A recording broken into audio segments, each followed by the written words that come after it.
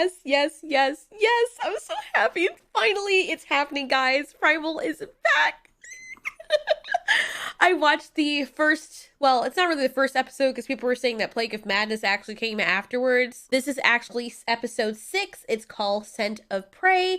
And of course, everyone knows that our baby Fang is still alive and he's gonna help her get back to her regular scheduled programming. It starts off so poignant because you believe that something is gonna happen, like she's actually gonna die, but we already know she's not gonna die through Plague of Madness. Then he gets a little bit of hope because she coughs up a little bit of blood and he realizes she's still alive. There's still hope. I can still save her. This is good news. And just watching the relationship and character building of him working hard to nurse her back to health, of him using his smarts. I mean, man, if there's ever, I'll tell you something I love about the show. It really makes me want to go and just get up and work out. Seriously, looking at this beautiful specimen of masculinity and just pure nurture and strength and firmness and compassion, man, this is who everyone should aspire to be. I absolutely love how loyal Spear is to Fang, and Fang is totally unable to help herself in this episode, and it's a very beautiful episode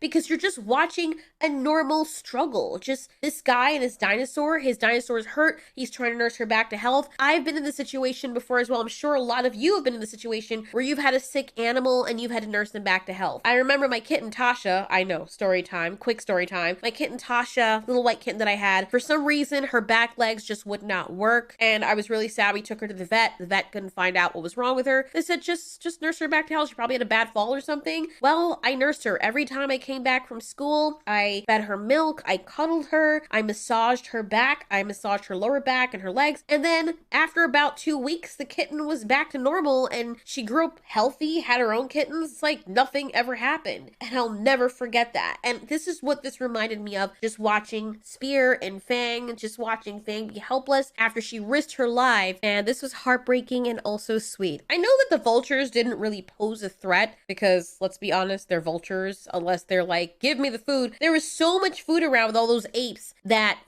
Spear just totally annihilated. I also love how Genndy Tartakovsky did this. The way that he animated this and how Spear is trying to lift her up, you can tell from him straining and just the physics of what he's doing here, how heavy Fang really is. I mean, we look at Spear, we're like, wow, he's really freaking strong. But right here in this moment, as strong as he is, this dinosaur, it's really hard to lift her. So, of course, problem solving, this is perfect for people who are watching this, because if you're ever in a situation like this where you're trying to figure out how to move something heavy, well, this show teaches you how to do that. And he needs some leverage. He piles out the snow from underneath her, he puts sticks together, but this is impressive because he eventually gets her onto the gurney, but you can tell how hard it is for him to do that. The fact that he's able to do this, man, after a while of him trying, we see that he doesn't give up. We just see how powerful he is, but he's not like freaking invincible, but he never gives up, and love conquers all. His love for her makes him try even harder, more than he would ordinarily, so that she could survive. Because remember, Fang is his last family member. She's the only family that he has left. So, into the fray they go, straining with everything he's got. Man, you know, I just feel like a commercial's gonna play at any moment right now. It's gonna be, Gillette, the best a man can get. Because this is what the best a man should get. This is the perfect advertisement for masculinity. Tell me you didn't watch this and you're like, damn, I need to go work out right now. It makes me want to freaking work out, dude.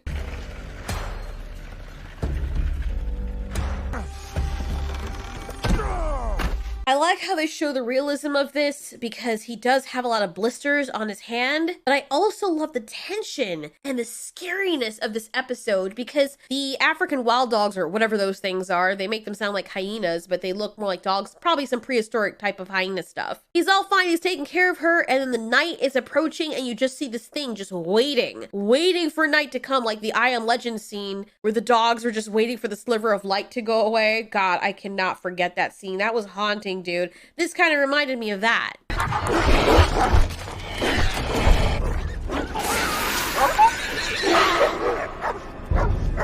Let's go, Sam! So of course, in that scene, the light hurts them. It's not the case with Primal, but in this scene, the light hurts them. So there is that tension, that apprehension and foreboding that once that light goes away, your ass is grass.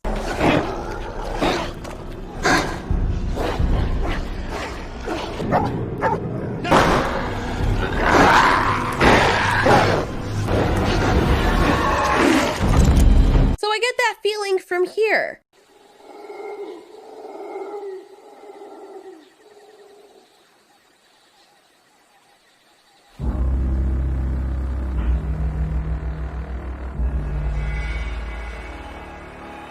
Dude, that is freaking scary, dude.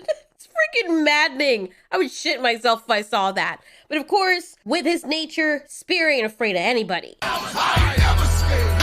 Spear's freaking bone crusher out here. I love it. When he sees something, he's like, yeah, come at me, bro. Freaking dare you. I dare you to come at me. I'll break you. He's like, I wish you would. He is really the John Wick of this series. I love it. Man, I love this. Like, look at this. Look at him. Look at those big muscles. And you go, Spear. Look.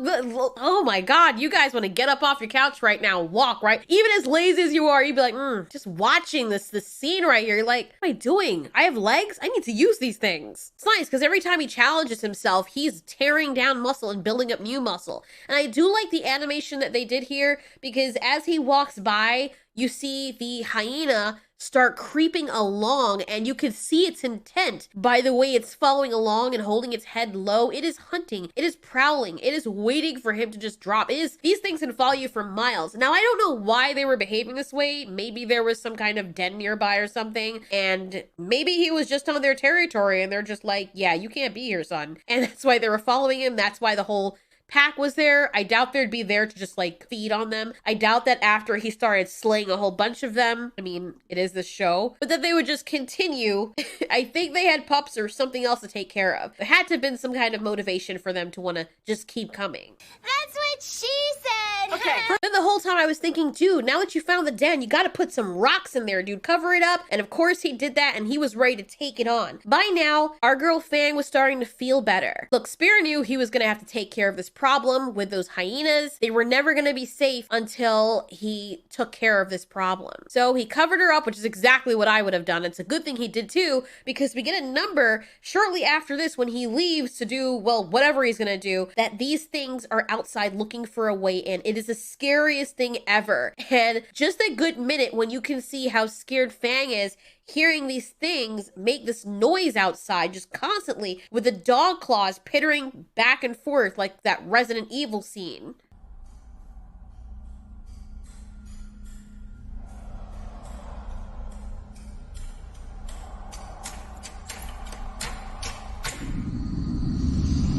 That's what this scene right here put me in mind of. See, I can't even speak. So frightening it was.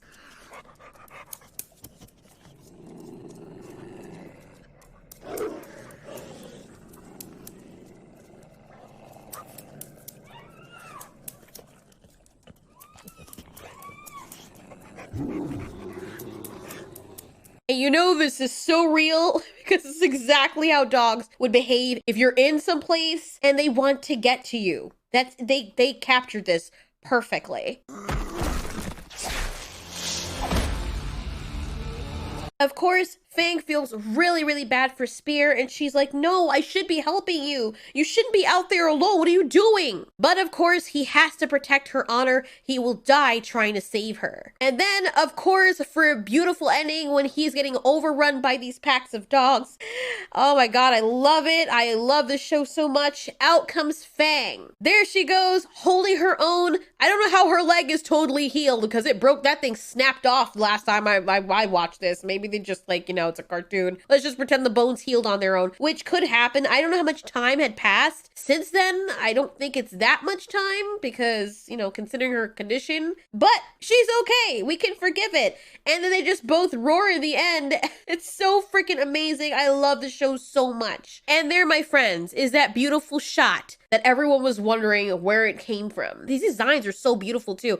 The way they designed the hyenas, wow, beautifully done. They look like a mixture between striped hyenas and African wild dogs. I really do love all the creatures and the designs for all the creatures in the show. So that was Primal. It's like a little entry into the second part of the season where they're like, okay, they're back, you guys. Everything's fine now. And they did so well. I was invested in every part of it. It made me feel so good. That's what I love about the show. It makes you feel things. It makes you feel a different emotion with each episode while it captures every emotion perfectly. If he wants you to feel tension, you're going to feel tension. If he wants you to feel sadness, you feel sadness. You feel exactly what you're supposed to feel. And there's no dialogue. There's no politics. It's just the show. I love it so much, you guys. So go check it out. The link is in the description to Adult Swim. I don't see the other episodes up there. They said they were going to release all 5 episodes, but I don't see the other episodes up there. I don't know if that's just a mistake and they're releasing them later, but so far I've only seen episode 6 and the other episodes that are already released from the first half of the season. So you can go see it there and tell me what you think about it in the comments, you guys. Are you happy that they're back? I sure am. Thanks so much for watching. This has been Ultiori. You ask, we answer.